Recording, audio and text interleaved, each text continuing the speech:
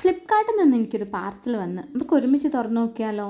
ഇതിൻ്റെ ഉള്ളിൽ എന്താണെന്നൊക്കെ എനിക്കറിയാം കേട്ടോ, കാരണം ഞാനാണല്ലോ ഓർഡർ ചെയ്തത്. ഇതിൻ്റെ ഉള്ളിലൊരു സെൽഫി സ്റ്റിക്കാണ്. ഇത് സെൽഫി സ്റ്റിക്കായിട്ടും അതുപോലെ തന്നെ ട്രൈപോഡായിട്ടും നമുക്ക് ഉപയോഗിക്കാം.